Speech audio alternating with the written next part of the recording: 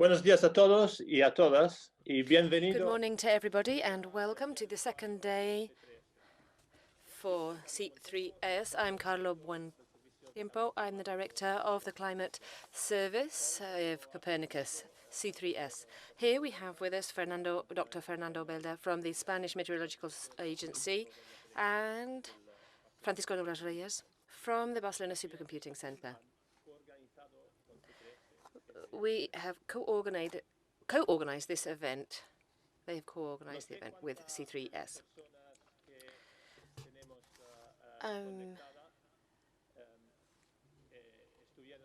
Not sure how many of you joined us yesterday as well.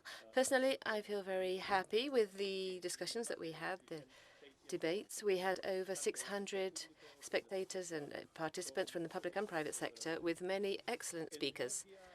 The first day, from my point of view, showed the different ways we can approach climate change in the Spanish context. I thought it was very interesting and very complete. And now I would like to give the floor to Francisco and Fernando to listen to their reactions and what they got from the first day. Fernando. Hello, thank you. Good day, Carlo. Good day to everybody. I will continue with those words of gratitude for your interest. And as Carlos said, we had over 600 people connecting, 600 people registered following each of the sessions. And that is, well, it was a great challenge, and it makes us feel proud to know that we are offering services which are useful. Yesterday, we talked about two important areas with regards to climate change. We talked about water management and climate extremes.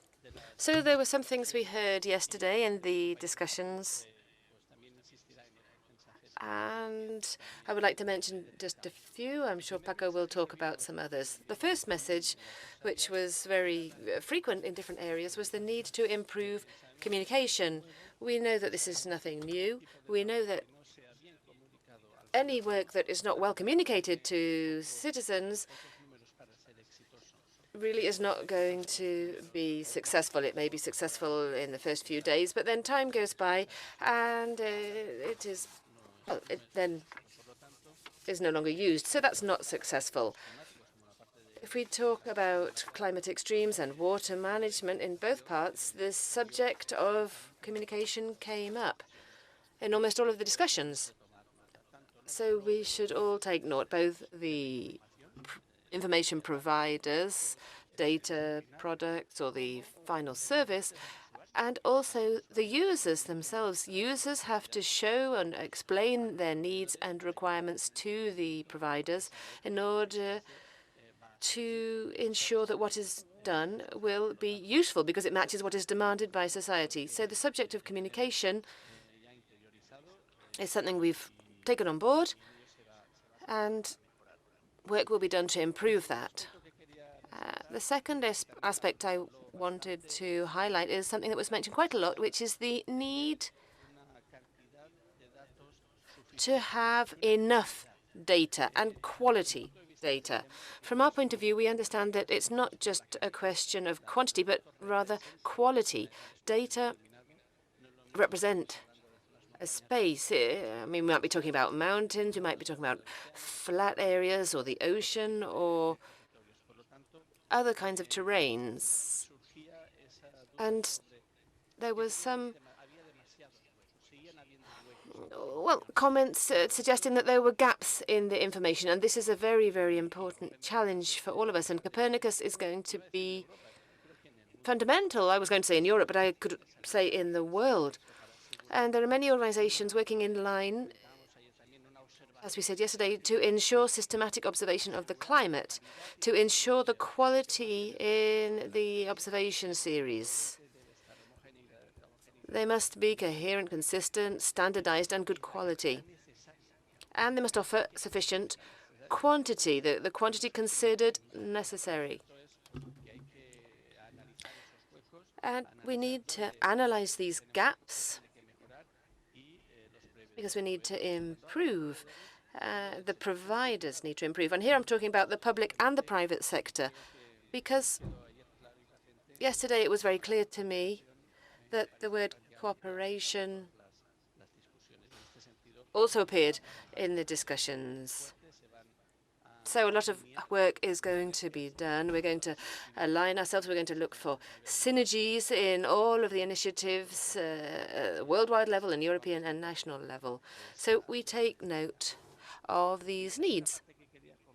The second part I wanted to mention is this link between water management and land planning. Not just water management, but also climate extremes. All of the information, all developments must be useful. Everything that Copernicus is doing has to be useful to help with land planning, because that is one of our end users, and all of the issues are linked. So in water management, during the water management discussions, they all agreed. So I think we could extend that fact, taking into account that we need to help with land planning to make sure that this is environmentally friendly and coherent. I'll give the floor now to Paco to help with some further conclusions. Yes, Paco, you have the floor. Thank you, Carlo. Good morning to everybody. What I wanted to talk about were a couple of ideas which Fernando has also mentioned, which, well, as he said, which were highlighted in several of the sessions yesterday. The two aspects that I would like to mention are the challenge for integrating climate data into complex processes which go beyond just the climate and the management of uncertainty. With regards to the challenge of integrating data and products, climate data and products, it's a challenge which appears to affect many sectors of society.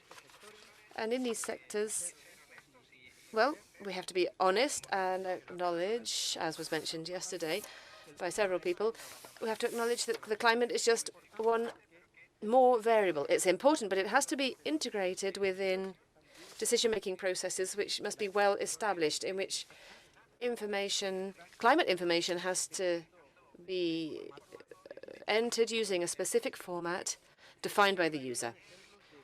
We saw examples yesterday of how to face these challenges with the mention of integrated management of climate information in the case of water management, but it seems that other sectors are not so far advanced. Some of the panelists mentioned growing interest of sectors of society in specialist services which could adapt information, or in other words, data and services developed on the basis of the climate data, to deal with specific problems, problems brought up by the users. And this is an important challenge. It requires acknowledgement and human resources in order to deal with that and face that challenge. It was very interesting to see how the private sector, or the private sector ecosystem, even though it's just beginning now, it is willing to face that challenge of developing specific services. And I would like to highlight that AEMET and BSC are both willing to support the private sector, offering our knowledge and the developments that are taking place in our research groups in order to facilitate the integration of climate data and information within the specialist services in order to respond to the many challenges that we are facing. Another aspect I would like to mention is uncertainty. This was mentioned several times yesterday, and even in the chat, which was running parallel to the sessions. So understanding and managing uncertainty is a huge challenge. However, it is important to bear in mind that we have to live with that uncertainty. The range of possibilities in terms of the development of the climate system offered by the experiments that we carry out in order to develop future information, well, they are available in a greater way in C3S. And the range of possibilities which determine possible future climates is not likely to grow much more. I think it will very likely be what we have now, very similar to what we have now. And this offers greater credibility. We have to offer credibility. It's necessary to deal with this problem also with a different perspective from the one in the past. There exists the possibility to evaluate the range of future possibilities which are relevant to users. And it's necessary to work with users to find new ways to incorporate the uncertain information, but nonetheless valuable information, because it's the only information that we have in order to consider the future climate. If we talk about climate projections on the basis of global warming levels, well, this is very novel, but they will help us to, well, not reduce uncertainty, but it will help us to get climate information for the future, which will bring into line the different sources of information, the sources of data for that future, and will allow us to relate it to a very valuable variable at the political level, as well as socioeconomic level, which is the global average temperature, which is key to the Paris Agreement, for example. What I want to say is that, once again, it's a great opportunity for the public administration, the public sector, and the private sector to work together and to deal with and face these challenges which make climate information more relevant to users. And I give you the floor back, Carlo. Thank you, Paco. Thank you very much. Thanks to both of you for those remarks and those thoughts about our discussions yesterday. I found it very interesting, and one of the points I liked was that we heard from companies and users' organizations working in the climate, because I think it is very important to involve everybody in the development of climate data. The value chain that goes from observation through to its ultimate use is a chain which involves public players, but also private players and SMEs. Yesterday, we focused on two areas, climate extremes and water management. And today, we want to continue with our conversations, focusing on a crucial sector when it comes to climate change, which is the energy sector. So just before finishing this introduction, I would like to remind all of the attendees that we have a swap card platform which allows us to react and interact with the speakers. There's a chat where you can make comments and include links. And there's also an area for questions, which you can use. I think we must all make the most of this tool today, more than yesterday, perhaps. So please bear that in mind and make use of it. I would just like to say thank you very much to Fernando and Paco for their words this morning and the great work that they have done and their organizations. Thank you very much.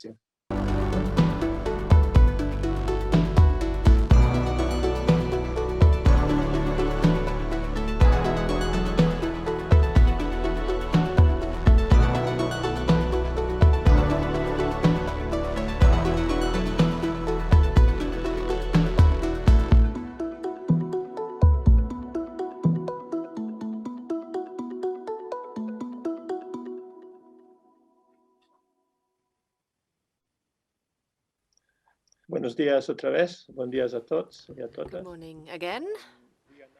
Welcome to everybody. With all of these languages, the speaker says that he gets confused which one to speak in. But now we have Roberta Boscolo here to help me moderate, in charge of the climate energy work stream in the World Meteorological Organization. Roberta, you're very welcome. Thank you very much, Carlo.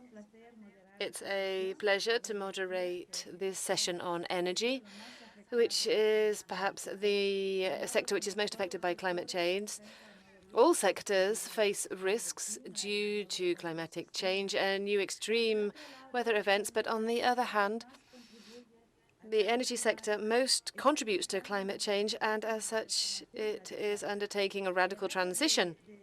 The challenge of eliminating carbon from energy production is leading to new, cleaner ways of generating energy, such as wind, solar, and hydrological, as well as marine power. These new systems are linked to weather variables, such as wind and precipitation, and their progression over time. Something which didn't exist in the past in the traditional energy systems and energy production using fossil fuels.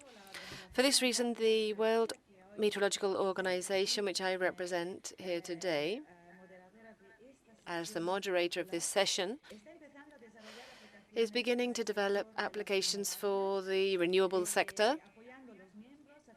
supporting its members and helping with the development of clean energy, facilitating national services for the energy sector. Thank you very much, Roberta. We have a panel of very distinguished speakers to talk about energy. We have with us Maria Luisa Alvarado Diaz, Senior Analyst for Climate Change, and she works in Iberdrola. Oriol Ciurana, a Specialist in Meteorology, Forecast and Energy in Siemens Gamesa. And we have Albert Soret, the leader of the Climate Services Group in the BSC, Barcelona Supercomputing Centre. So welcome to you all. Carlos, before starting, I wanted to remind everybody that you can ask questions. You can ask questions using the screen, and you can share ideas via the chat.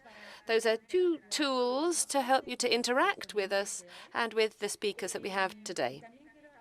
And I also want to remind the speakers to just leave a few seconds between questions and answers in order to facilitate and enable the work of the interpreters.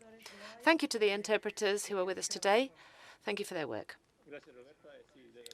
Thank you, Roberta. Yes, we are very grateful for the interpreters' work. It is no doubt going to be a little more difficult today with the Italian accents that we're going to be hearing today. But to start off then, I would like to ask a very simple question to the speakers. I would like to ask the speakers to introduce themselves briefly, talk about their activity and how the energy sector could be affected by climate change. I would start with Maria Luisa, please. Hello.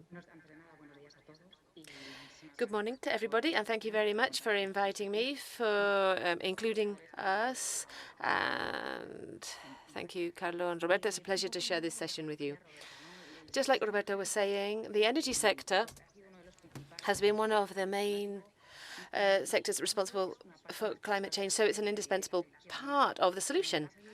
In the case of Iberdrola, in its commitment to fight against climate change, for the last 20 years we've been working towards clean energy, as it can be seen in its latest investment plan, with a clear choice or favouring of renewables and digitalization, amongst other initiatives. And as Roberta said, we find ourselves talking about an energy sector which is undergoing a transformation, unprecedented transformation, moving towards decarbonization and the achievement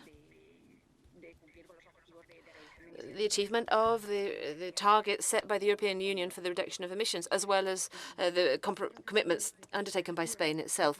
This transformation means that on the one hand we have to integrate decarbonization into the regulatory framework for the market, and this technological perspective And then we also have the physical risks, how climate change and the progression of climate variables, on the one hand, the chronic ones, and in the case of Spain, this increase in temperatures, which is clear, or extreme weather events with consequences that could bring with them a physical impact on our installations.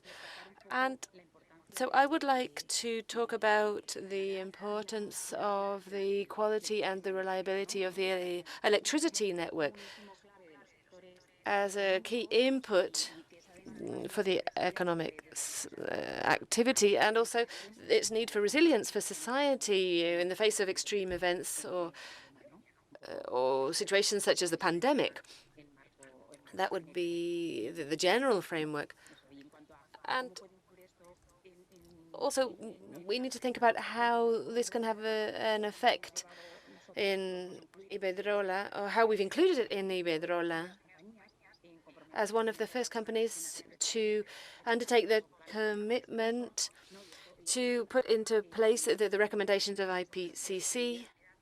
We have our sustainability reports where we talk about risks and their consolidation in our governance and our strategy, with our investment plan, which reflects all of this and this view of the sector. And on the other hand, I would like to highlight that the investment policy of the group includes the need to consider the risks deriving from climate change in all of our new investments. Thank you very much. So I would then give the floor to Oriol. The same question, asking for a little introduction of your work, what you do, and how the climate could affect the energy sector. Okay, well, good morning, first of all. Thank you, Carlo and Roberta, and also the organizers and the interpreters and the rest of the panelists. It's a pleasure to be here participating and exchanging ideas, perceptions, talking about needs regarding this great challenge of climate change, in this case focusing on the energy sector. First of all, I would just say I'm Oriol Ciurana. I'm a meteorologist in Siemens Gamesa. And in Siemens Gamesa, as you know, we are a worldwide provider of products and services for the wind sector. We have power in over 75 countries. A large part of that is located in Spain, and that's why we're particularly interested in today's session. Mainly, we produce turbines for onshore and offshore wind farms, but we also offer all services needed by the sector, including the deployment, the maintenance of farms, the production of wind energy, or anything else related to demands. I'm leading the atmospheric group and climate data group within energy forecasting section, and this forms part of the very first pillar, as we saw yesterday when we talk about turning petabytes of data into megabytes of information, and that's where we really are in the front line working on that. So we focus on turning data into information in the form of products or services, and the aim is to, in this way, help our customers and also our company to take the most appropriate and correct decisions at each given moment in time. We talk about meteorology and climatology. I always like to recall a professor of mine when I was a student quite a few years ago. He said that we should never lose sight of the fact that the main objective of meteorologists and climatologists is to protect lives and properties and to sustain the use of resources. And obviously, in the case of the private sector, we also have the business objectives. But it's fundamental that we take or bear in mind the role that we should be playing. And in the wind energy sector, it's clear that we have to provide the sector with the tools it needs to protect their workers, people in general, tools to protect our assets, above all the wind farms themselves, from any damage that they may suffer due to adverse weather events or climate extremes. And also optimization of resources. We have to optimize resources. And here we're referring to the wind resource itself, studying its availability and its evolution over time, but also human and material resources when it comes to planning activities and the construction and maintenance of the wind farms themselves. If we think about all of these activities that I've mentioned, in all of them, the impact of climate change will be significant. For example, if we talk about more frequent and more intense climate extremes and extreme events, this will have an effect the number of days that workers can work safely in a wind farm, because we will see the thresholds, the safety thresholds surpassed on more occasions, and it could bring with it damage to the wind turbines themselves, because there may be more wind, stronger wind, more frequent strong winds, and also we could have the greater frequency of lightning in our wind farms. Also, the change in climate patterns could affect the planning of activities, above all when this is based on historical climatology, which is what we have right now. So we need to study and understand how climatology will evolve and develop in order to develop these patterns. And linked to this, we are concerned about the impact that all of this will have on the development of the wind resource. We will continue to be productive. We have to make sure that we can be as productive as we are now, and for how long we will be able to maintain our productivity. So we need, and we would like to have answers to these questions. And climate change needs to be taken into account in all decision-making processes, and that's where Copernicus comes into play and its importance.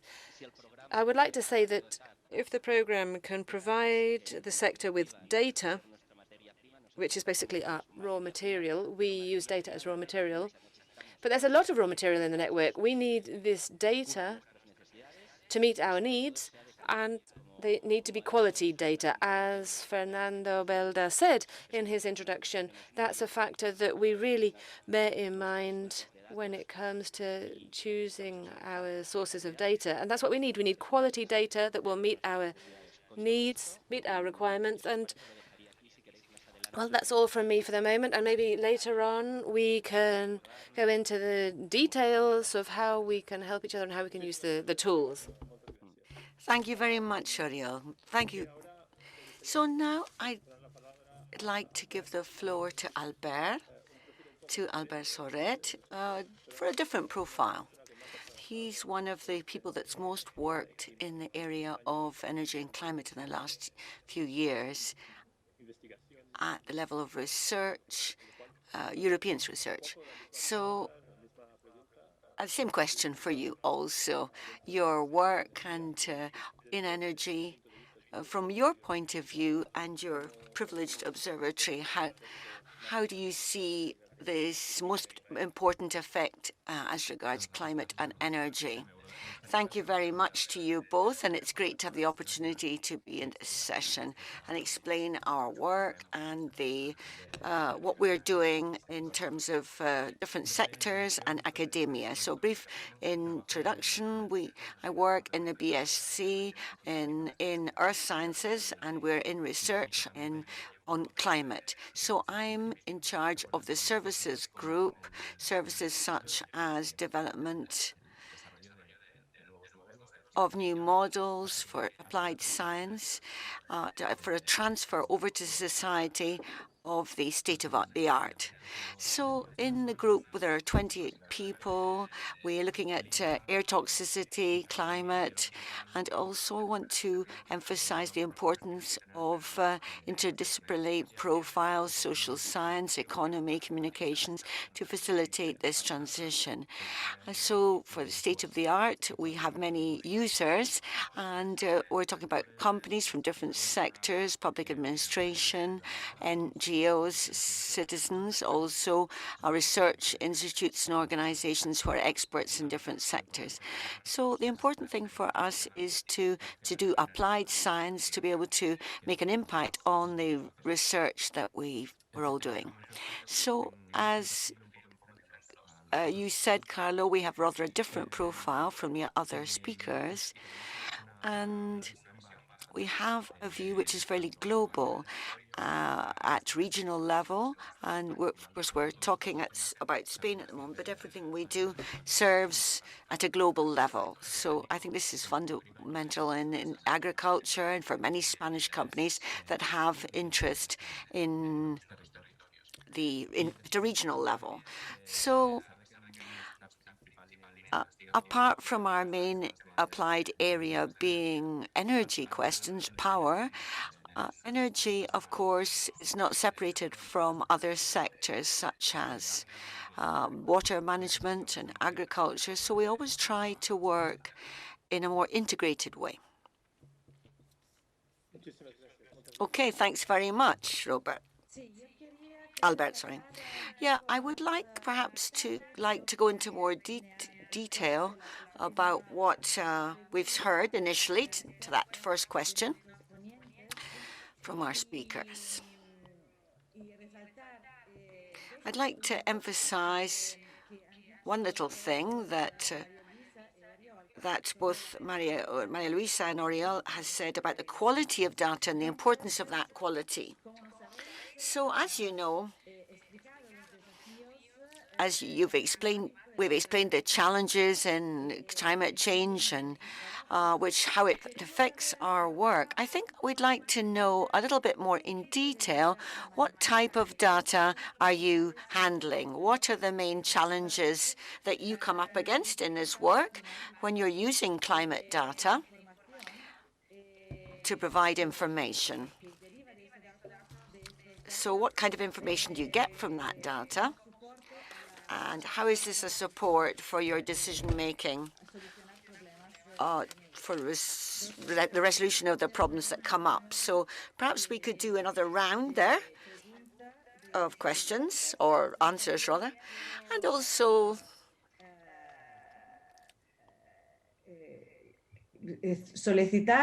I'd like to ask for questions perhaps from the people who are listening into this session from outside. So you can write your questions in the live discussion on the right that you can see of the right of the screen. So Maria Luisa, would you like to kick off and explain a little bit more in depth the type of data that you handle? Okay.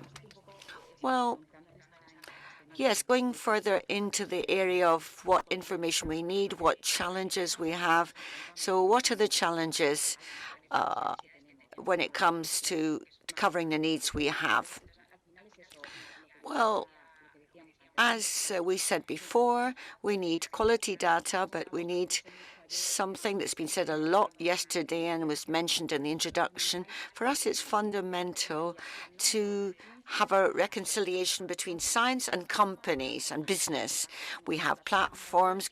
Copernicus is a fantastic platform, but we have to lead with that use that information day to day, and we have to have that nexus between companies and science, between business and science, which affects our decision making so much. So this helps us to understand the uncertainty, and for us, it's when we're talking about information from and the quality of data is fundamental. So we have data, but it's got to help us to interpret phenomena. Temperature is vital for us as input, the variation in rainfall and resources, but we also need to know more about this uncertainty so that we can have an agreement between different types of models.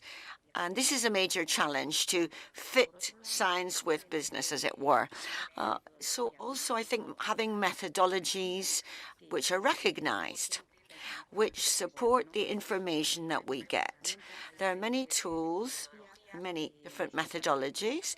We have, at the end of the day, representation in many different countries, the States, Brazil, Mexico, Spain.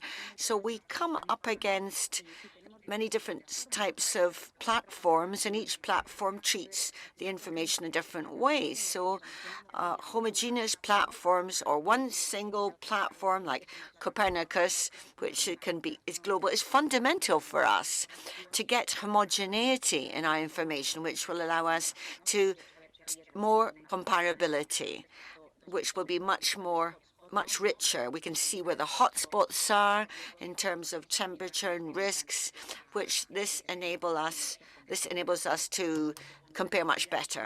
So I'd also say that there's a question of a problem of scales. We can look at the global scale. We can see impacts at global level. But if I want to analyze a particular installation or see risks in operation or design, at the end of the day, I have to go down to the fine detail at local scale. So I have to see what uncertainty do I have there? What does this information provide, or what is happening locally? Or how does this translate down to local level? So this is key. Okay, thank you. Maria Luisa. Okay, so the same question for Oriol, which so can you give us more detail on the type of data that you're using and what the challenges are in the use of data when you're doing your decision-making in your sphere of work in your company? Okay, thanks, Roberta. So along the lines of what Maria Luisa has said, one of the major challenges we have is this question of scales, both spatially and in time terms or temporal terms. So there's a whole panoply of products, but what we've noticed here is that we're thinking more globally than locally. We're working very much locally. We're looking at different sites, different locations where orography, the mountain ranges, have a major impact, and this happens very much on the onshore wind farms. So the data that we use, we have to look at post-processing process to look at scales and see what our final usefulness is in this case. So in the case of Copernicus, we use the reconstruction of past of climate, which the 5 program. So this is very good, but it has some limitations in terms of time and space, the CMIP56.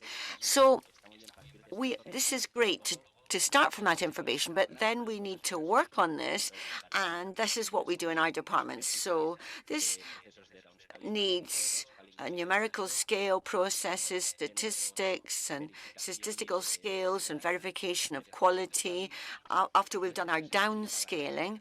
So this is the first round of the products themselves. As published, it's difficult to use them, and we have to go through a post-processing process. So in terms of time scale, I'd like to emphasize that we're talking about many different time scales.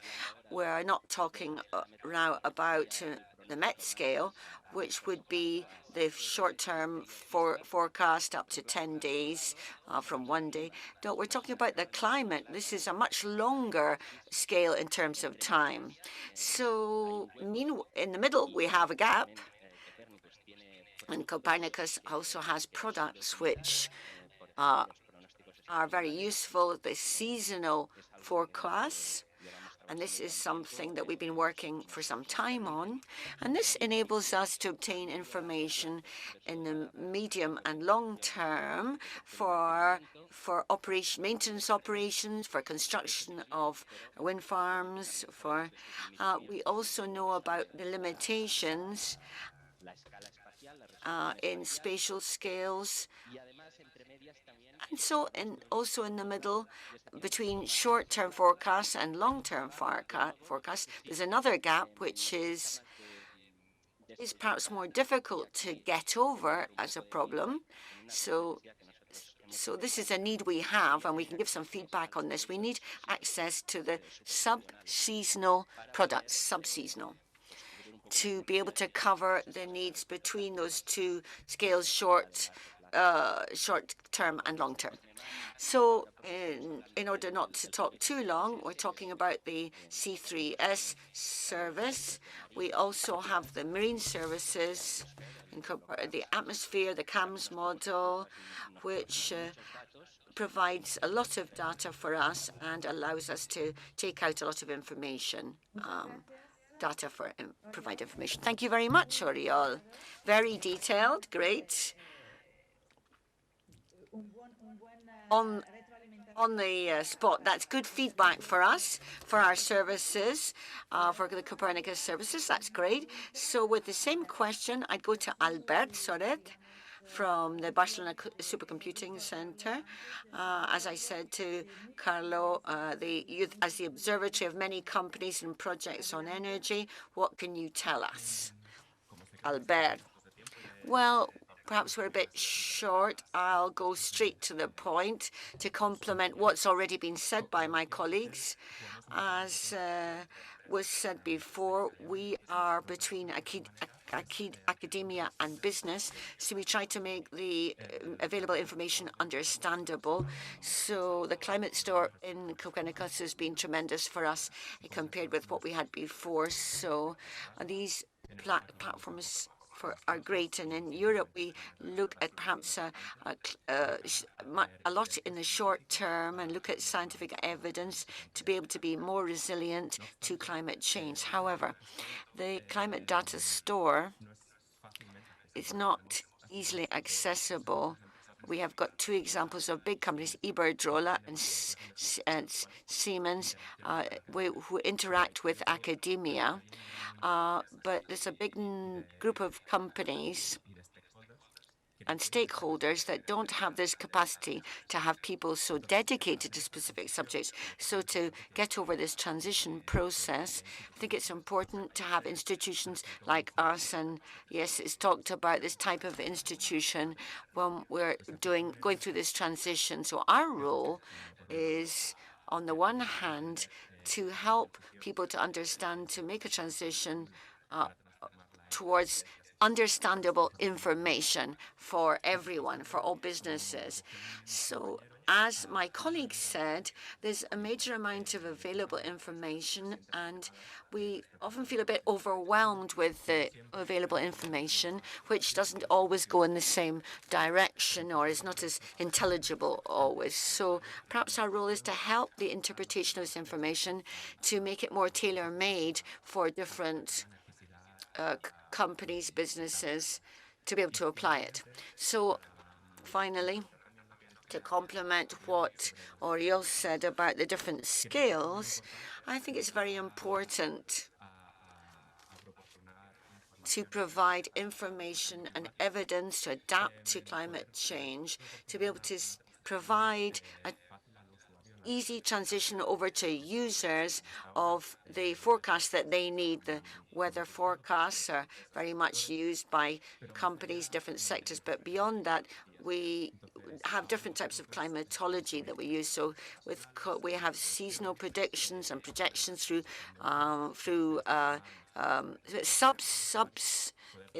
seasonal we need, I think. So we need four different scales. So I think we need to do it in such a way that we can see a continuous transition for businesses and companies, and not have the perception that everything's coming from different models and different scales, but something that makes it easier for them to interpret the different scales. I think that would be key for our business users and users across the board. Okay, great. Thank you. So our time is out, but I would like to ask for reactions from the public. We have questions in the chat, which would be great. So I know that we're a little bit over time that we have. I would really like to ask one of the questions to Oriol and Marisa, which is a question a bit related to what we saw over the last few months in Texas and Madrid with the increase in the electricity prices during the period of Filomena storm. So this increase in extreme events, is it making our power supply more unstable? And how will people react to that? How will you adapt to this? So very quick answer. Maria Luisa. Yes, this is what I was saying. The importance of having a resilient electricity system, a power system. So with the latest events, our capacity for response has been pretty quick, very quick. In some stores, we've been able to get the service up and running in record time, and working with prediction systems, short-term predictions, which are more and more fine-tuned and more powerful to be able to have those type of operations ready and waiting for a fast response and avoid any type of drop in supply or blackout. Okay, very quick. In case of Filomena storm, simultaneously this affected a major brought a major decrease in supply and a huge jump in demand, obviously because of the cold that we suffered when there was very heavy snow. So extreme events can very much change our normal situation day to day. In the case of Filomena, this is an excellent example. So along with other conditioning factors, thinking about the variation in supply and demand and the consequences that have this, we can see the consequences this has in the price of power. Okay, great. So I'd like to thank you all very much for your contribution, and we will move forward. And now we'll go on to more national part. We've been at the national level, so now we're going to go. Sorry, now we're going down to the municipal scale. Thank you very much. Thank you.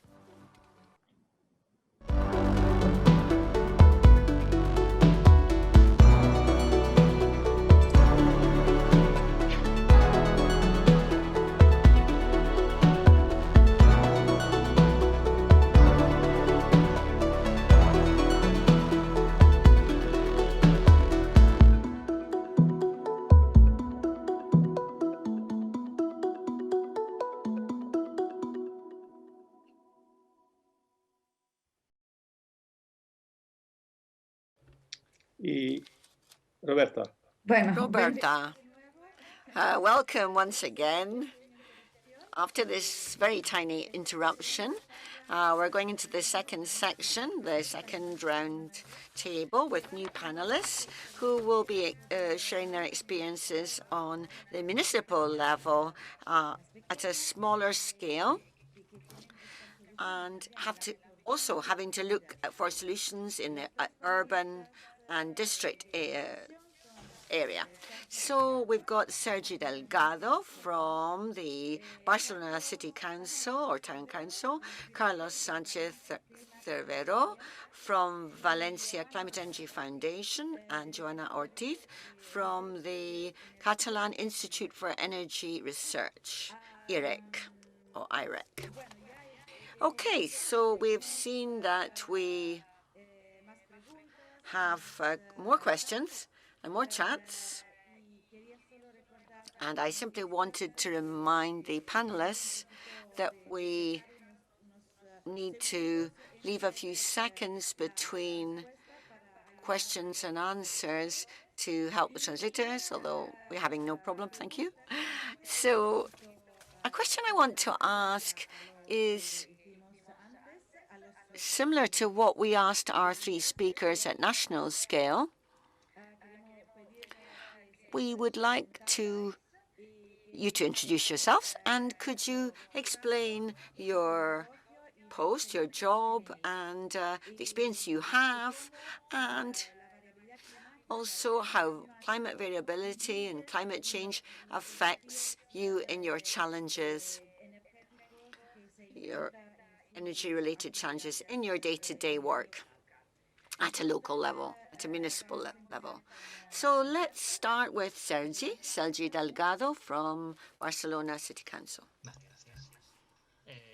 Thank you. My name is Sergi Delgado, and I work in the Energy Agency, Barcelona, which is the Energy Observatory. So we cover a lot of data that to achieve an annual balance of energy balance sheet, as it were.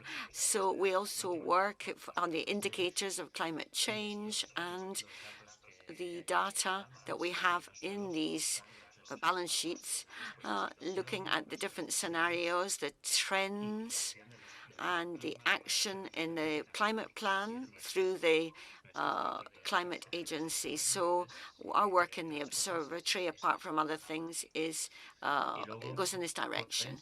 So these plans and the declaration of emergency because of COVID has increased our awareness of the need for decarbonization to mitigate climate change and be resilient to the problems that may occur and fairly.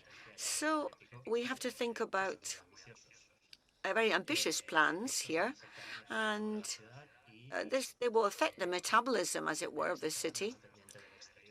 We also have to be looking at the external features and external areas as regards variability in the climate. It's important to know how we're going and towards where we're going. Thinking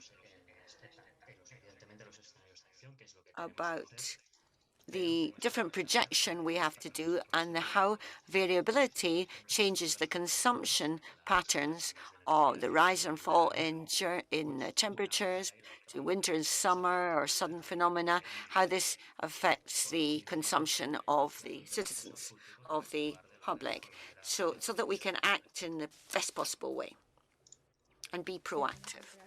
Thank you very much, Sergi. So now let's go on to Carlos Sanchez Felvero from the Valencia Climate and Energy Foundation. Thank you. My name is Carlos Sanchez, and I'm director of the foundation in Valencia, the Climate and Energy. So I work with the town council. We want to promote, of course, an effective energy transition in the city.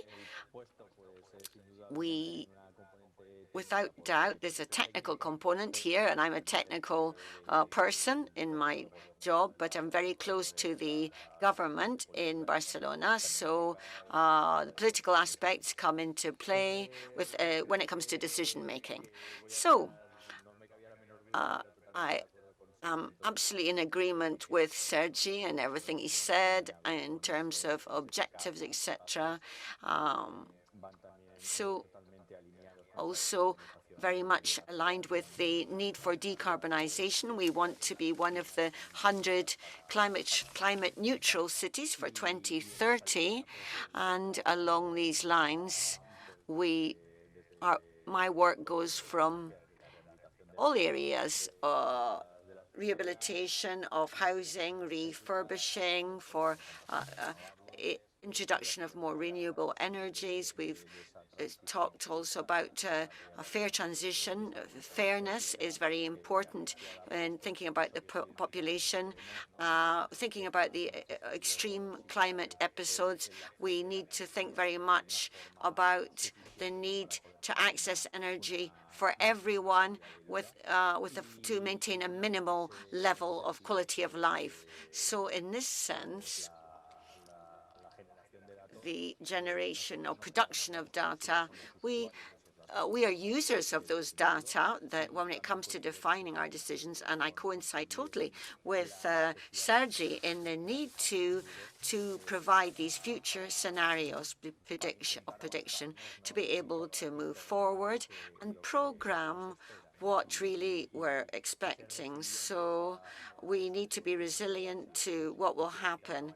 And also we're trying to advance in our ability to define these. Okay, thank you very much, Carlos. And I really liked, Sergio also said it, this ambition that the city has, which is perhaps more than actually the national government has, these local ambitions to be climate neutral. So I think this impulse is fantastic. It's really strong in cities, more perhaps than to a higher level. Okay, so I'll pass the floor to this to Joanna now. Joanna, to finish this first round of questions. Thank you very much for inviting us to this panel. I'm a researcher in the Catalan Institute of Energy Research in the ECOS area, which is in energy and systems, communities, cities. So we are working, and in housing too, we are working in cities particularly, but we need to give a response and give backing to strategies that are implemented at local level with the right studies, with the right tools that will enable us to take decisions with the right sort of scientific approach. Our group works from all points of view in the energy sector, and specifically I work more in buildings. In my colleagues' work in how the mix of renewables can enter the whole energy system, the resilience of different installations, how the energy market works, and how we can best introduce strategies for energy efficiency and different spheres like that. So how do we integrate climate change into with the variability in the climate on the one hand, more from the point of view of design and planning, of infrastructures and systems. We have to design a building, so we look at how the building is behaving now, but how it will behave in 20, 30 years' time, because these are installations that have a shelf life, as it were, useful life for that period. And also another aspect which is more real-time is how to operate and manage the different energy systems from the point of view of demand and energy production or generation, power generation. So this is our contribution. Okay, great. Great, that's fantastic. Very interesting what all three of you have mentioned. So a common subject is the need for data. The metadata is one of the many sources of information that you need, and it's a major aspect. But as I commented in the introduction yesterday, we, as Copernicus, were going through this transition phase between the first part of the program and the next 6 or 7 years. So we have a bit of a margin, really. It's a very small margin to be able to decide what we can do. So I would like to ask you a little about what data is missing here. What information do you need? What information would you like to find in C3S? Okay, so we'll kick off with Sergi. Okay, well, if I kind of quote myself with what I said regarding the future scenarios, well, both for the present and the future, it's important to have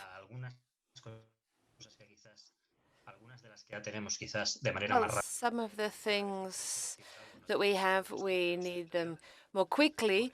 And for example, at the same time, it's necessary to be able to get better or a greater resolution at the terrain level. For example, when it comes to solar power generation, our objectives, we have a map of potential in the city, but this, well, it would be interesting for us to have something specific. If you want to have an energy community, if you want to create an energy community, where would it be most effective? Where could we generate more? Where could we be looking at greater consumption? This data resolution issue, being able to take it down to the micro level, the territorial level, that for us would be very important to help us to act in a more executive way when it comes to taking decisions rather than having to wait to do specific studies which slow things down. And, well, we're talking about an emergency, so the faster we can act, the better. Thank you. Carlos. As I mentioned, the experience from our activities is all about, well, writing a letter to Father Christmas. And then we have the developers who tell us whether it's feasible, whether it will be possible to get the information that we are asking for. And often, as Sergi said, well, I'm not an expert in data, but it's true that when we ask for some information with a certain amount of breakdown, a certain degree of detail, sometimes within the frameworks for the generation of that information, perhaps sometimes they're too broad. When we're working at a city level, where there is greater variability of population, with just a few meters of distance. So it does seem that the information is not always as fine-tuned or as specific as we would need. It's true that would be good. But in general, the feeling is that there is information, there is sufficient information, and it's quality information, with that exception that I just mentioned.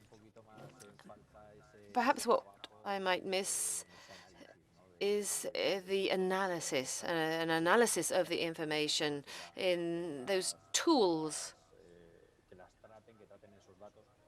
The tools that treat the data or process the data to give us information of a more useful kind, more useful in taking decisions. That's perhaps where I see the area for greatest work, but that's perhaps not relevant in this particular forum. Thank you, Carlos. Joanna, the same question for you about the data. Okay. I agree with what Sergi said, that one of the needs is to increase the resolution of the data, both in geographical and temporal terms, in order to improve predictions and adapt designs in each case. We use the information to help design buildings and develop infrastructures, and it's interesting to have scenarios about extreme events, heat waves, cold spells, and how these events could have an effect or an impact on our designs.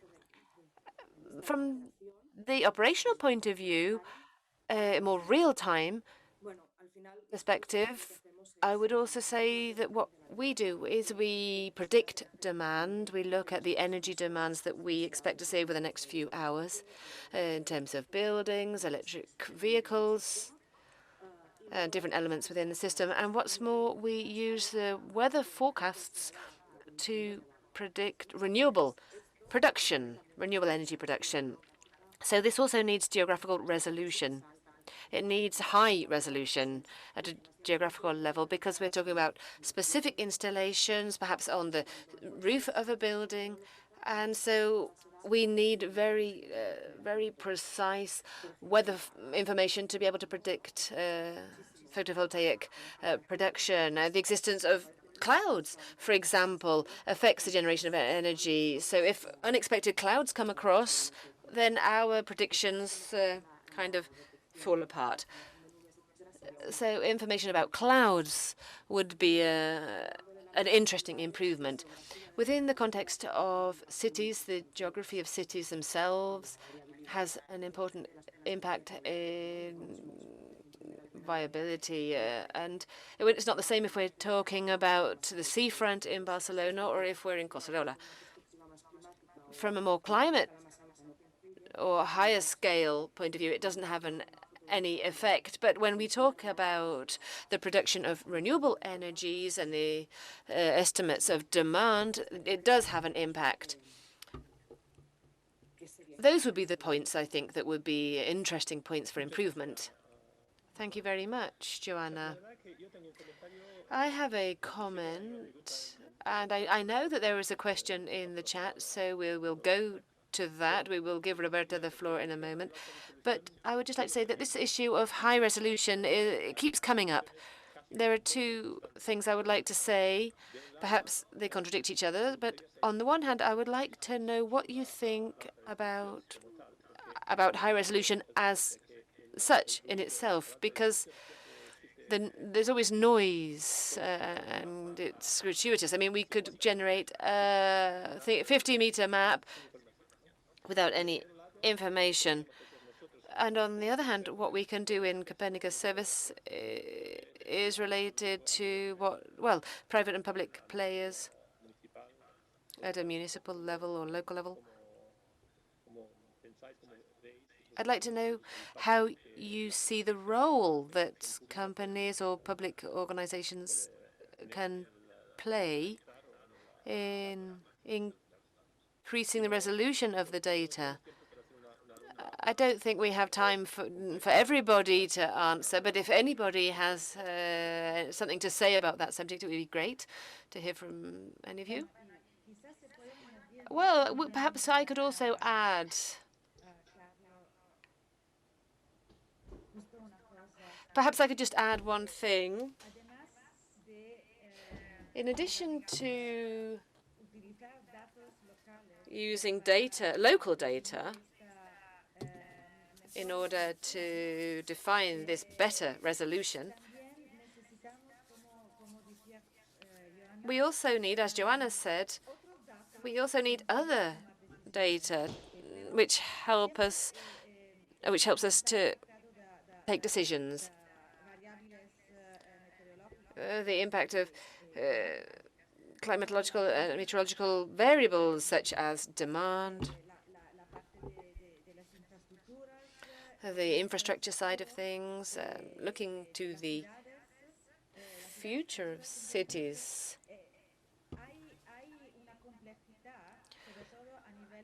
There is great complexity, above all at the urban level. And as Carlo was saying, I'm interested in how we could work together to find better solutions. Sergi, go ahead.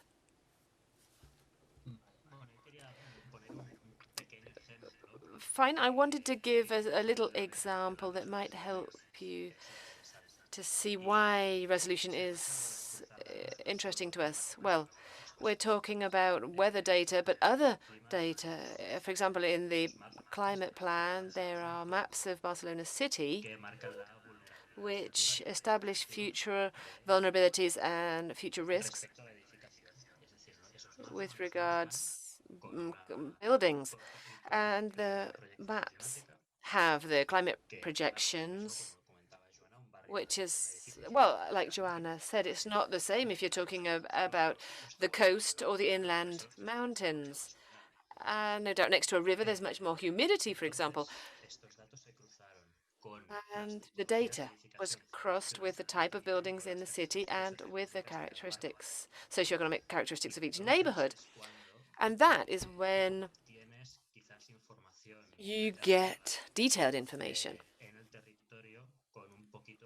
about the territory, which is perhaps more significant, more meaningful. It can help you to say, okay, here in the future you will have a bigger problem because, well, for three reasons. You'll have heat waves with a greater impact. And what's more, those people have less possibility of refurbishing their homes or adapting because of their limited resources. And perhaps also the type of the buildings would make those reforms, that refurbishment, more complicated and more expensive because of the nature of the buildings. You know, we have to think that the city is already built. You know, we can't build anything anew. And that's important when we take into account the heat waves and the summers that we have now. They're not the same as in the past. So those variables give us very, very relevant information. Yes, very, very quickly. If we talk about generation or at a municipal level, how data generation can be faced. In Valencia, we have meteorological stations spread out throughout the city, and the data generation is on an open platform. I don't know who is absorbing that information or taking that information beyond the city council. I don't know who is using it, but it helps us to close the framework in the urban setting. But it's true that it doesn't have a very far-reaching projection over time. And the information that we can get from it is relatively limited. I would also just like to talk about data generation by citizens, because, well, if people are correctly educated and trained, citizens can help us a lot with the deployment of data generation points. And as Sergi said, that more controlled, smaller framework would be very good for us, because we are developing a lot of projects based on nature to eliminate the heat island phenomenon.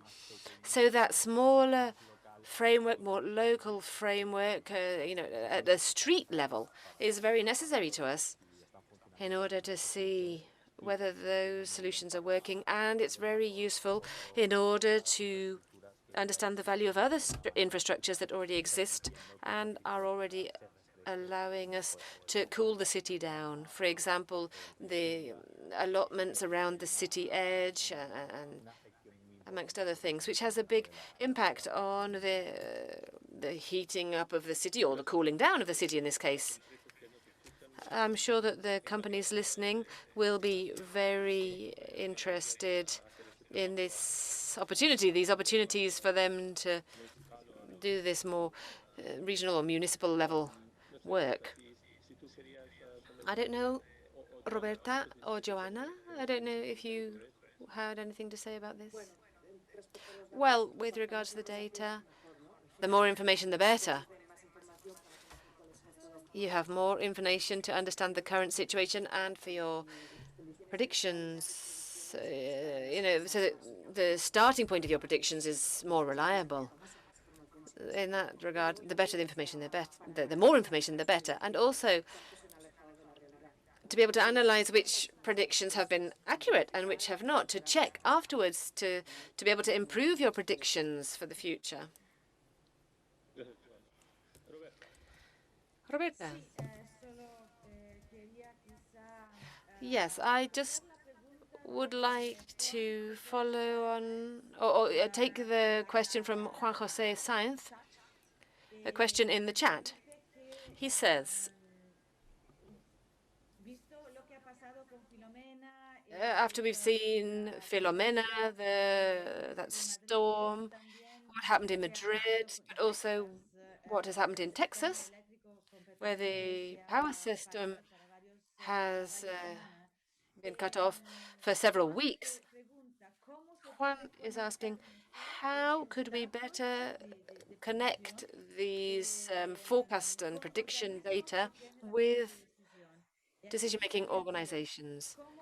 And I would like to add, how do you think that the organizers of this workshop, ECMWF, AEMET, and BSC, how could the organizers be involved in creating this bridge between companies and science? I would like to say just one thing. We're already running over our allotted times, so what we're saying now will take away from our coffee break. So if anybody has a really significant thing to say, something really good answer to this, go ahead. Or well, just a brief comment. I would just say that we are working to create tools for companies involved in managing electricity networks, which would allow us to visualize the situation of the network and to have predictions for the next few days and the next few weeks regarding the weather in order to soften the blow of these extreme events. So it's all about having tools that allow us to manage the different infrastructures. I'll be very quick. Cooperation. I think that is the word. We have to, all of the key players have to sit down, the ones that generate the data, the ones that can make those long-term forecasts and predictions. We need to sit down together and work together. Basically, what they've already said, both Joanna and Carlos, we need a framework for collaboration because, well, each player has their own area of investment. And for the power network, for example, or the drainage system, I could think of many subjects that could, many things that could be affected in extreme weather. And so we need to foresee that in order to prevent problems such as the ones we had with Filomena, the Filomena storm. Okay, well, thank you to all of you. I feel bad having to finish when people still have things to say, but that's a good sign as well because there is a lot of debate and discussion going on. So thank you to all of you. Well, here we are. We will be continuing with other very interesting and important sessions. Well, definitely interesting from my point of view. That will be after the coffee breaks.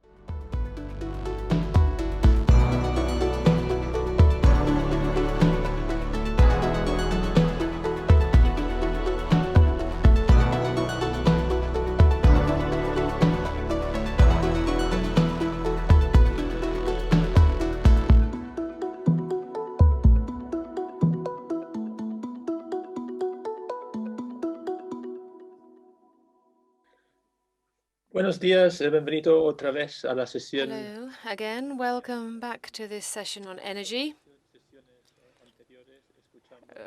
During the previous two panels, we heard from the energy sector providers at the national level and the municipal level. And now in this session, we are going to present what C3S can offer, but not just C3S, but also the value chain that is related to C3S. To start this session, I would like to give the floor to Stijn Vermoot, who works with us in C3S. So, Stijn, you have the floor. Good morning, all. Good morning, Spain. I'm going to share my slides now. I hope you can see it all right. So, indeed, today we are going to talk about what C3S as a service can offer to the energy sector. And some of the slides are more or less the same as what has been presented yesterday, but we want to embed this every time for the new people who attend this session and didn't attend yesterday, but also to repeat a little bit the message what C3S has to offer. So let's go back to the overall view. Copernicus is the Earth observation and monitoring program of the European Union. It's a very ambitious program, and it includes three components. First, we have the space component, the satellites. It's mainly driven by our colleagues at ESA and EUMETSAT. Then we have the in situ component, so measurements on Earth. And then we have the derived services. So it's not only us, not only climate, but we also have atmosphere monitoring. We have land, marine, and others, which also complement to Copernicus. So it's a very rich ecosystem on which you can rely on. More specifically, if we go to our service, the Copernicus Climate Change Service, it's all about what has been mentioned over the last 2 days, or today and yesterday. It's an operational climate service turning petabytes of data into kilobytes of information. So we provide consistent and authoritative information about the climate, about its past, its present, and its future. The backbone is the climate data store, which provides traceable and transparent or represent the data in a traceable and transparent way. And then we rely, of course, on companies, research institutes, innovators to turn this into added value products. So we do the big number crunching for private, public, and academic downstream sector to run the last mile. And that's very important when we talk about real solutions at local level, for example. C3S is a true user-driven climate service. As indicated, the backbone is a one-stop climate data store. Today, we have about 77,000 registrations. It's really impressive, knowing that we only started to become operational in 2018. We have nearly 90 data sets available, so it's very rich in content. But we offer much more. We offer tools which you can use to analyze the data. We provide specific climate indicators on sectorial impacts, energy, for example. We provide climate change assessments, like monthly bulletins. We have the European State of the Climate, which we publish every year. We provide user support and training. Quality assurance is a key element and which is used a lot when you want to assess how the data, products, and infrastructure can be used in the best optimal way. And then the user requirements is very important. And that's one of the elements which we really want you to provide feedback on so we can keep on improving our service offer. Now let's go to the main core products which we offer. And these core products are really there for you, for climate data specialists, amongst others, to work on. The first, and that's our crown jewel in our climate data store, it's ERA5. It's the reanalysis which gives an indication about the past climate. We provide information going back to 1950. We use our ECMWF forecast system to rerun, in fact, the models using updated observations, so we have a more accurate or as good as accurate image about the past climate as we can get based on the best state-of-the-art technologies. The resolution is 31 square kilometers at global level. We have 137 levels for the atmosphere. If you're interested in the same data sets at global level, but with a higher resolution, a resolution of about 9 kilometers, we have ERA5 land. This is limited to land parameters, and it's also limited in time. It only goes back to the year 1981 to present. If you want to go a step further and have even more or a higher resolution, we have the reanalysis at European domain. At the moment, it's UERA. It's about 11 square kilometers in resolution. And we're working at an even higher resolution, which is SERA, which is currently in production with a resolution of 5.5 kilometers. The next product, which is gaining a lot of interest and which is also very interesting for the energy sector, is our seasonal predictions. So it's based on an ensemble, a combination of different contributions from different meteorological services. ECMWF, UK Met Office, Meteor France, DWD, and CMCC, but also our colleagues in the US and Japan are contributing. It's a true operational service, so every month it's issued with a forecast up to 6 months. If we then go further in time, then we talk about climate projections. And we have data up to the year 2100, and which is produced based on state-of-the-art climate models and simulations representing different future socio-economic scenarios, forcings as we call it. And it's sponsored by WRCP. So As some may have noticed from our social media, we recently published CMIP 6 simulations. So it's the latest generation. And this is at global level, but we also provide the Eurocordex simulations, which is the regional climate model derived from CMIP 6 or 5. The next element, which I already mentioned, is evaluation and quality control. And it's very important when you want to use our data sets in a way which makes sense. So in these evaluation and quality control documents, you can see how the data is best used for your own applications, for your own region and those elements. So it really supports you in making the best out of our data. The next element is the fact that we work together with the user communities. What you've seen until now is really of use for the climate data specialist. They know, they have the scientific knowledge, they know how to manipulate it, they know how to work with it, and we will see examples after me. So Jill will explain how they are using ERA 5, for example.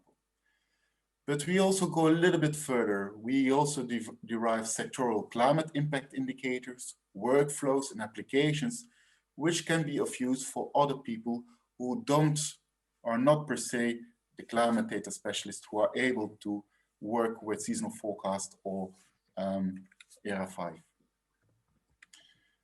An example here is what we do with on climate and energy indicators for Europe.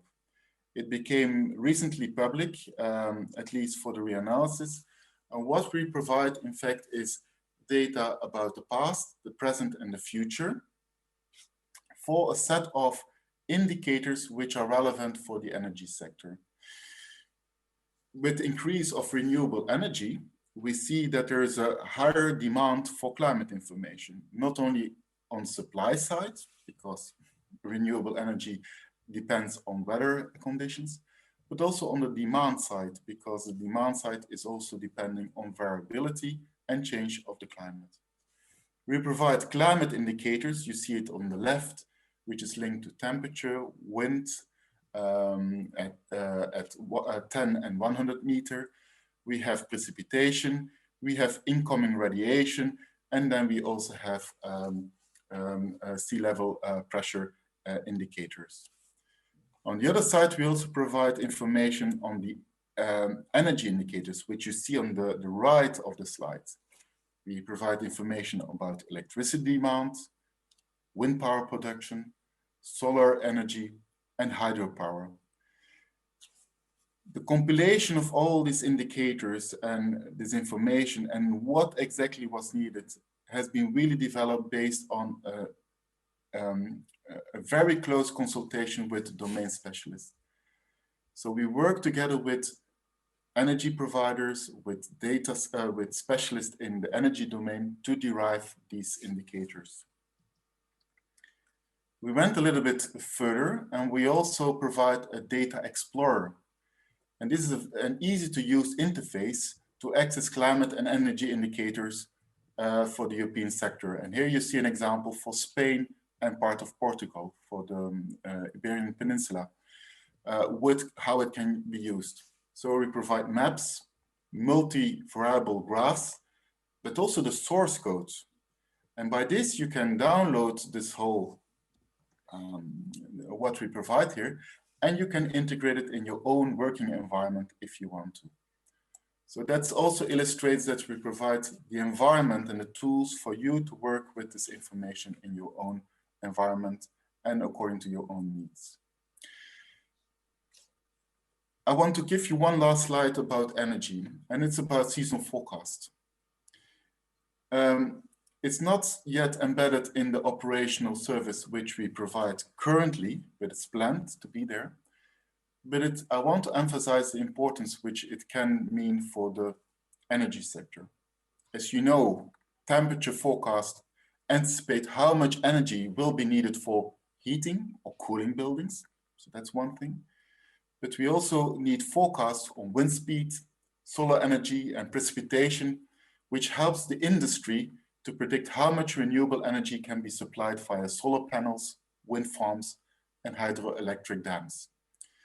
So the energy companies can use these seasonal climate forecasts to determine aspects such as the mean, uncertainty, which also has information as such, probabilities, and anomalies, which we provide up to 6 months into the future.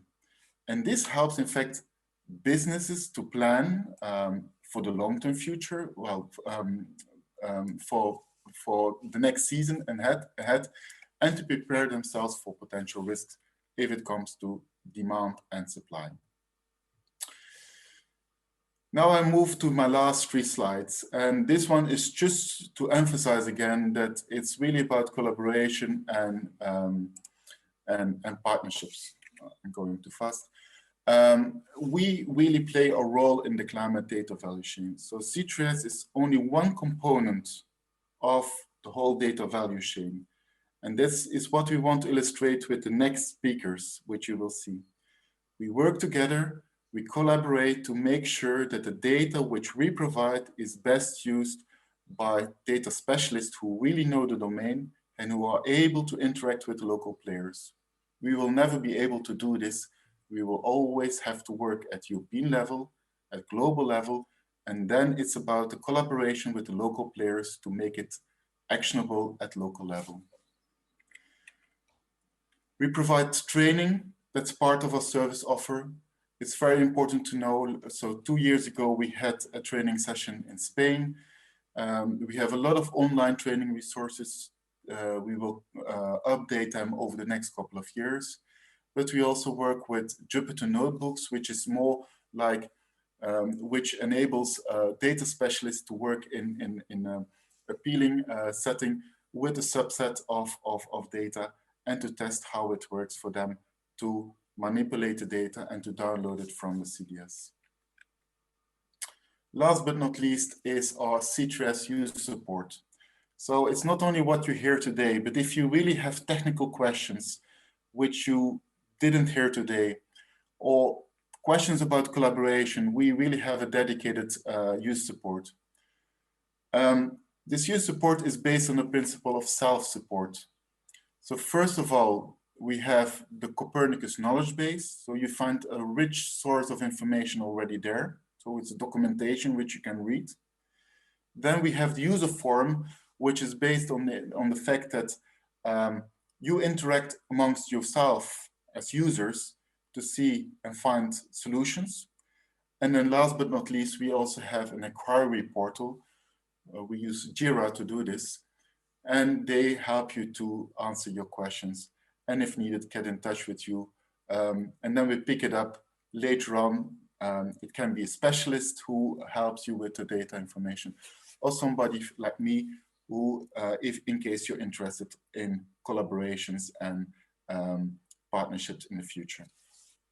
So this is the end of my presentation. I want to thank you for your attention, and I hope you enjoy the rest of the presentations.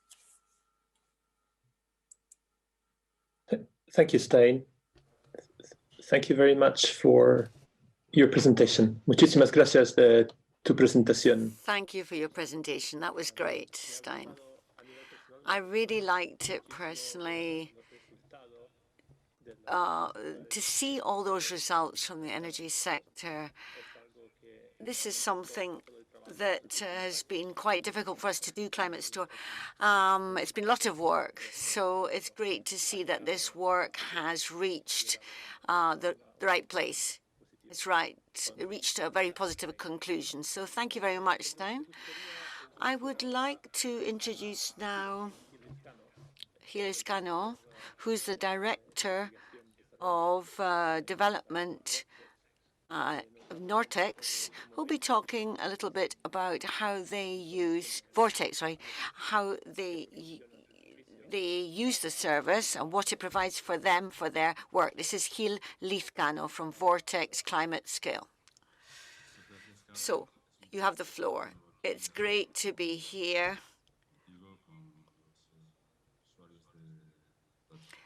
With the users of Copernicus to give an example from Vortex.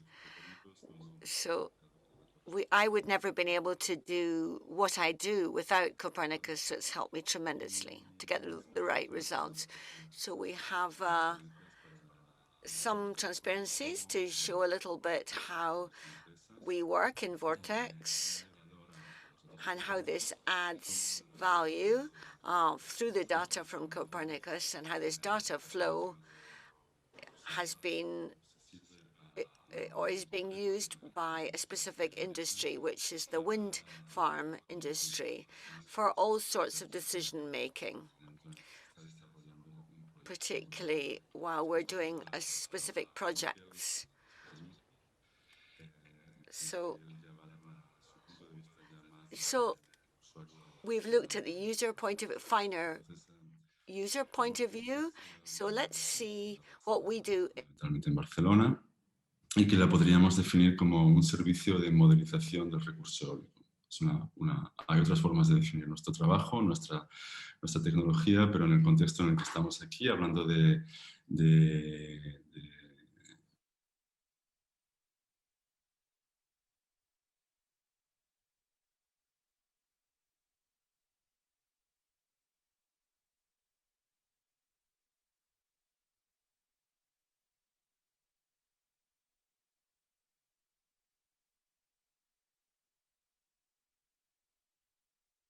información, no solo es la velocidad media.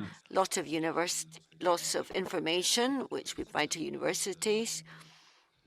We have to evaluate the energy needs for the future and how much we can produce through wind farms. There are many technical considerations as well. So our technology is based on having doing reanalysis projects, what we would call a fundamental part of our work.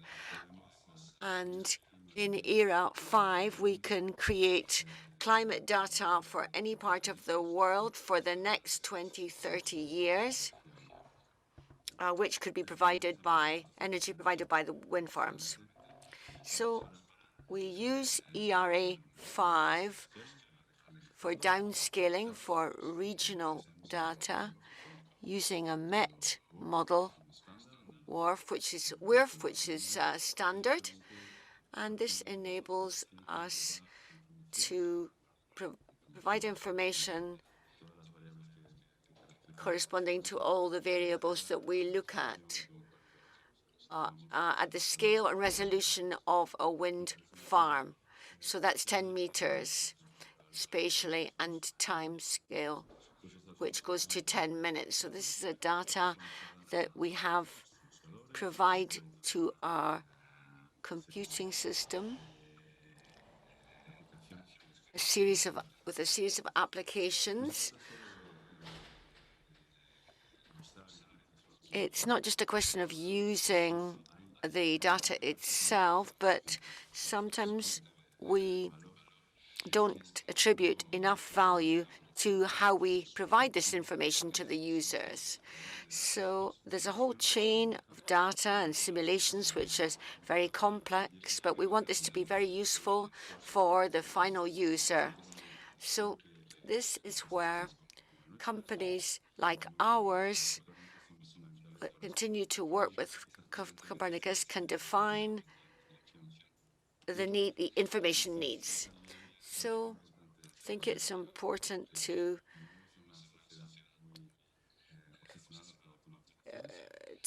stress that we live in a very optimized society where everyone wants optimized data. So we have to find solutions to adapt to everybody's individual needs.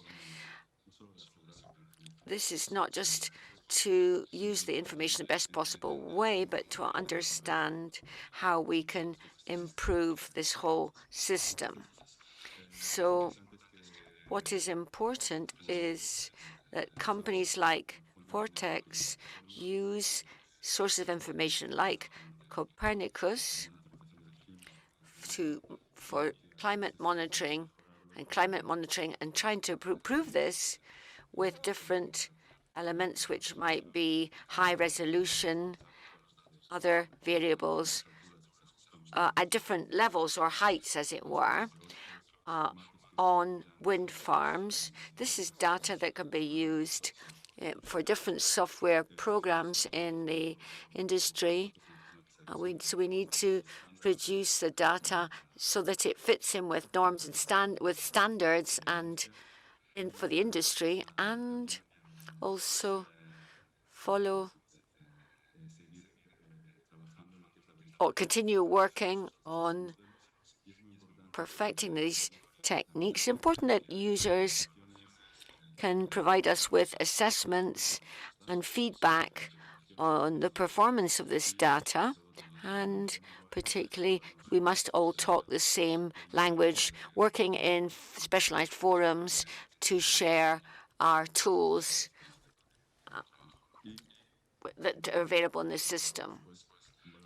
So I think added value is also is given by making sure that our data is provided in the right way to be worked on and used most effectively. So a way of understanding a little bit how we work and how we've been aggregating the information from Copernicus. We have a timeline here. From 2005, we were created. 2007, we started our technical development. And we started with our first customer, and with the second generation of analysis data. That's reanalysis in 2010, with providing services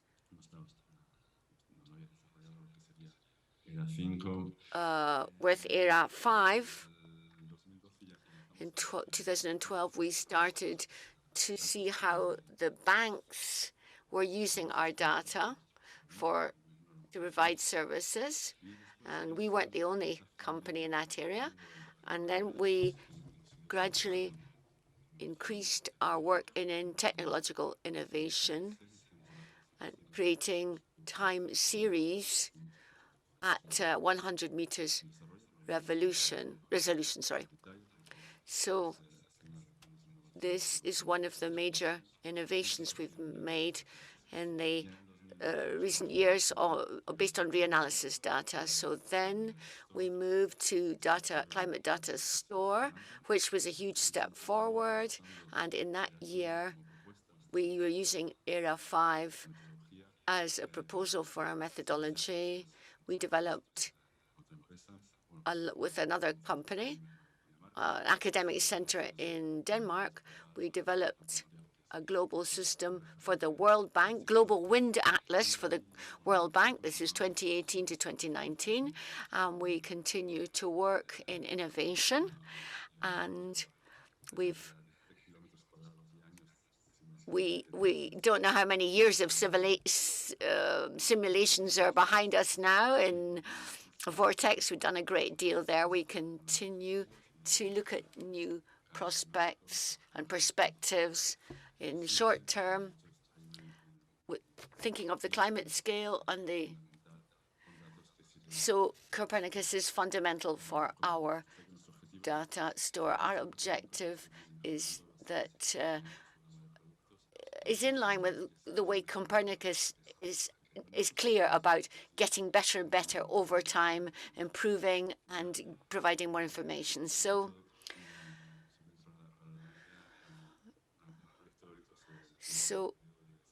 a wind farm project, wind farm development is a long process. We have our data for downscaling, our data from ERA 5. We have differently packaged products that can help users, different types of users, to have the right information to understand the resources available and what needs to be done and what at different scales. So this is our interface.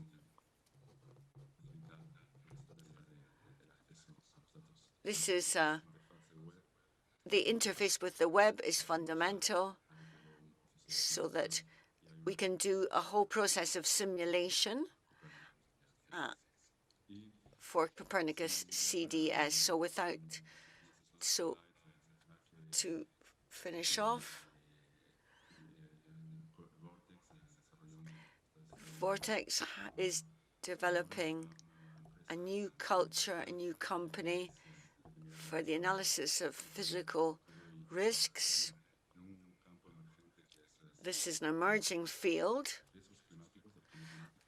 So this is physical risks related to climate change, and we will try to replicate our data to answer this emerging demand for understanding climate risks. So examples that you can see what kind of products can be extracted from this information flow. We have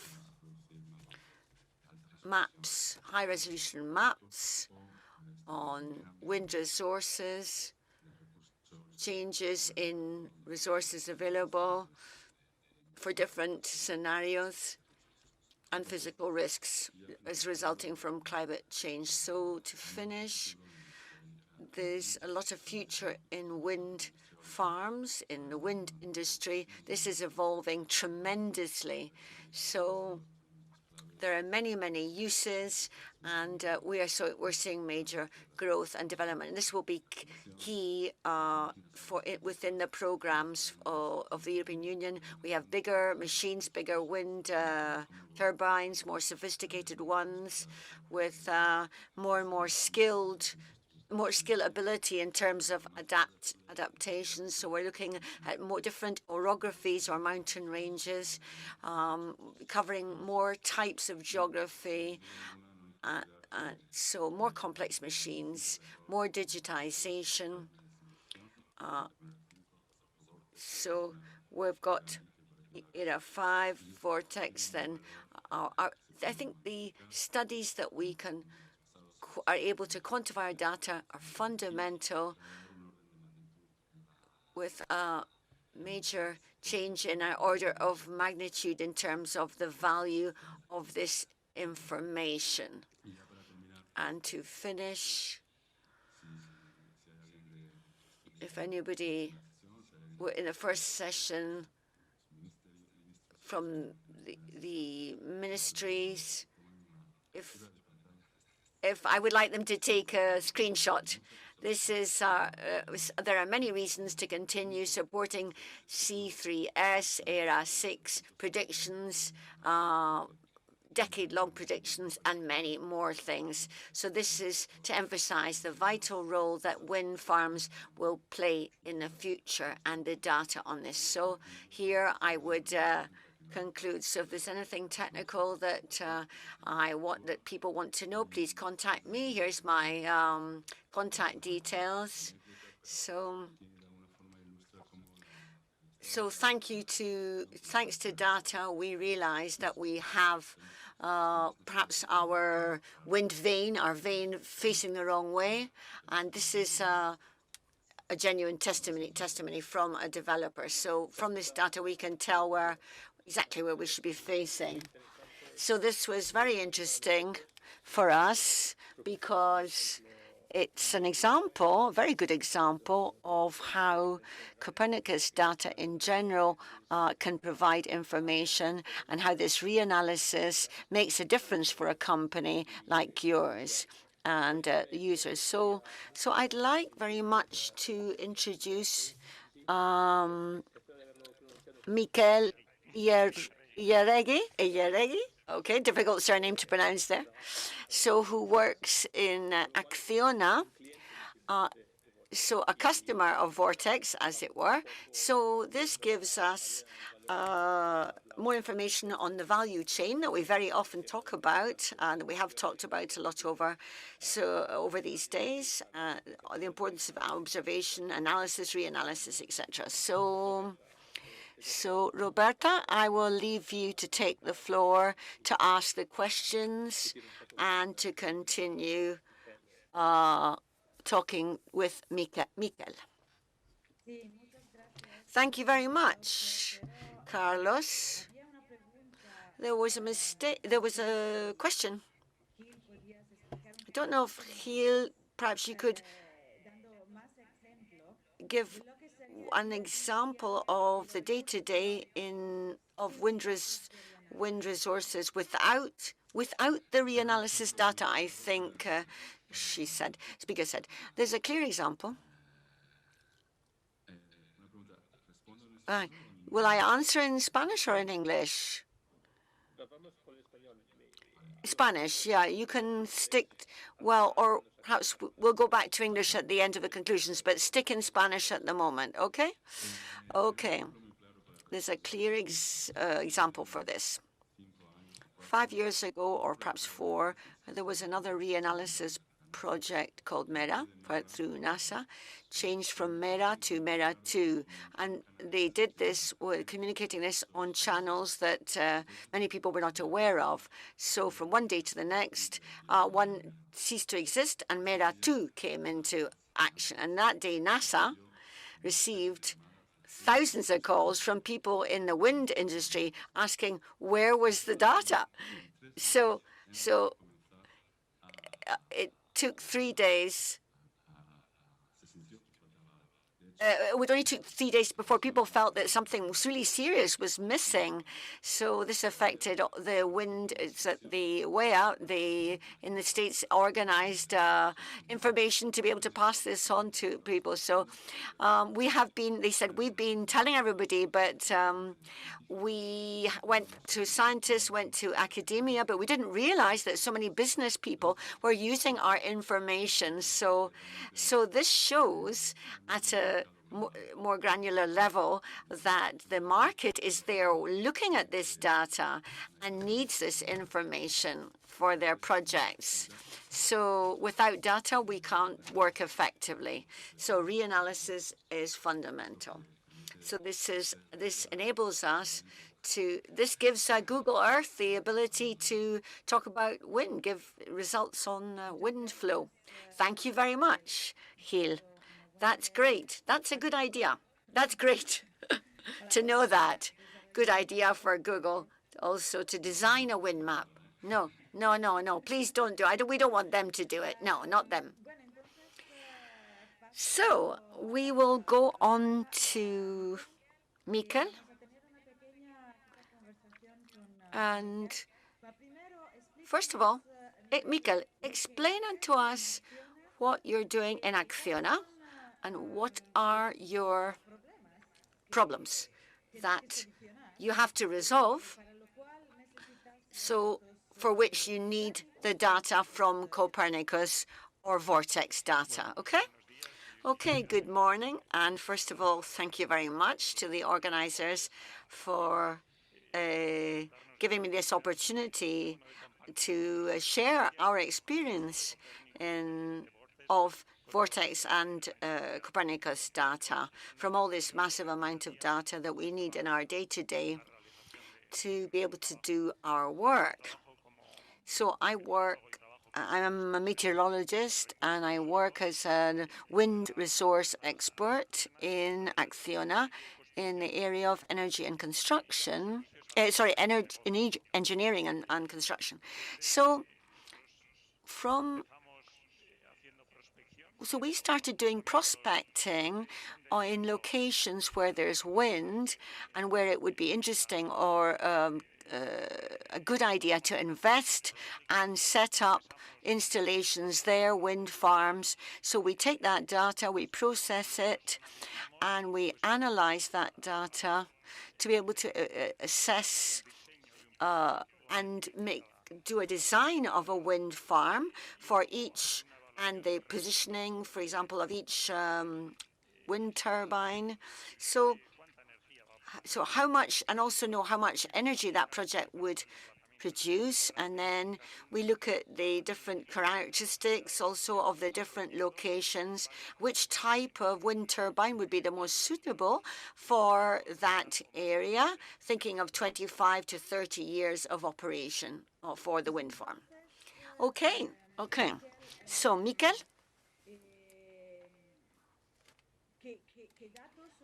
What data do you use And you've got different data that you use. So what are these data exactly? And how do you decide which data you're going to use in your analysis? Okay, well, a company like ours that is devoted to renewable energy, not just wind, but also solar and biomass, needs data from reanalysis and predictions, MET predictions, day to day. So we start with, when we're looking at solar and wind resources, we look at locations, measuring in a short period the behavior of that location over a longer period. So we relate this with reanalysis data to extrapolate these to long term, taking the short term, so that we can see what asset we have there and how it will function in the long term. So we have to correct this to 20 and 30 years, not just in terms of wind, but temperature, pressure, density, different factors there. So once we've got the wind farms working, we do analysis of the operating data to see how good our analysis has been after the fact, as it were. So, the production levels we have to take to historic data and characterize these and correct our data and change our analysis processes or make certain different types of changes. So the wind farms are in the operation. We have a control center for all our renewable assets, and we have to operate these and maintain these adequately. So we need prediction data in the short term to organize the operation with the individual operators, the maintenance systems, the jobs that need to be done on maintenance, etc., what state they will be in for the effective operation of the wind farms. And finally, we commercialize, we sell the energy to go into the electricity market daily. You have to have a prediction very short term to be able to try to marry this energy demand with energy production and to be able to go into that market. So these are facets which we use our products daily with reanalysis and prediction through the European Centre and other centres, other sources as well. Okay. My next question is linked to what Gil said before, that they use Copernicus data and they transform it to add value to the users like you and Acciona. So could you explain to us examples where this added value really is for you as a company, which the data that Gil provides for you. Gil. Okay, so one of the products that we most use comes from ERA 5 data, the reanalysis. The company offers a readjustment of that data with the data measured on site. So it's a remodeling process. So the correlation that we achieve with this product and the improvement in the long term is really significant. And another of the products mentioned by Gil, the wind maps, we use these for prospecting. When we are looking for new locations, we need information to be able to go more with greater precision to the right area where we can install our our MET stations and have a preliminary evaluation of the data. So once we've got some data, these predictions can be adjusted. This wind map can be adjusted, so we have a much more precise, more fine-tuned set of data to be able to design our wind farms and extrapolate the wind data and define exactly where each turbine must go and how much it's going to be, the whole wind farm will produce of energy. So also another type of product like icing products, de-icing products. So we have to look at how much ice might be on a mountain in a very cold area where a station is. The formation of ice on the blades of the generator can cause deficiencies and can affect the aerodynamics of the wind turbine. So we have to get over that shortfall. So that's aerodynamic data.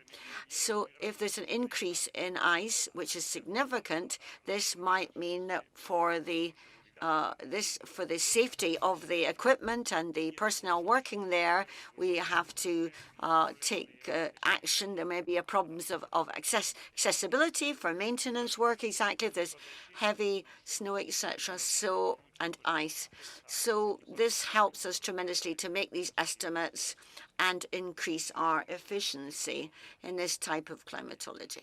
So also we have another type of product which is of great interest, which are time series, high resolution time series, giving us information on pressure, temperature, etc., and looking at the intensity of turbulence, and we can characterize the location of the wind farms. And we're looking at locations where we don't have many measurements or some areas that could be complicated because of the topography. This type of product will give us, will get over a lot of complications when we need more data on turbulence. So these are more or less the products, the key products that we use and that Vortex offer us. I'm very interested in knowing more, and perhaps Gil could also explain. Imagine these kinds of products that Vortex has developed. They've involved an interactive process with the trial of the products and with feedback from the users. And in the end, well, Acciona can use them and get value out of them. I don't know whether Gil could explain some of these adjustments that you had to do to the products as a result of the feedback provided by Acciona. You're on mute. Yes. It's the phrase of the year. Well, I could answer by giving an example. When we began our project, thinking about our products, we weren't thinking about the series product. It was them that asked for it. We were worried that people would use a 3-kilometer resolution product to come up with energy estimates with absolute values, and that could be dangerous. But straight away, the users realized that that wasn't what they needed to do, but rather they had to have long-term estimates. So imagine, if we think we know everything regarding what they needed, after a few months, we realized that we were completely wrong, and we needed to produce series, and that's our kind of leading product. So that's one example of how listening to others is fundamental.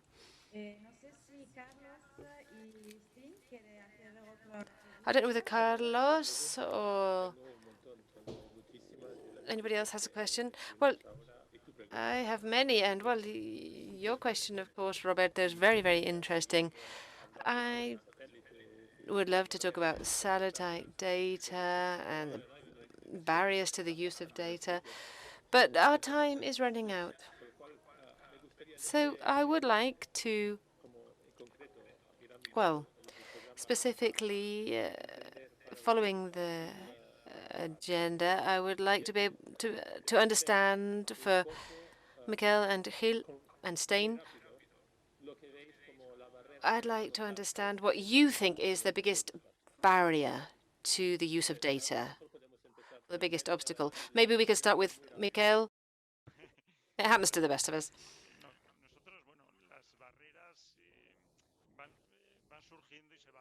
Well, barriers, well, we can overcome them and get past them as they come along. We have a large use of data, and in general, we get solutions to current problems. And perhaps the subject of climate change is what we're working on the most lately, and we need to overcome the barriers. And the data with regards to projections, we need to turn them into risks and turn them into actions. And that's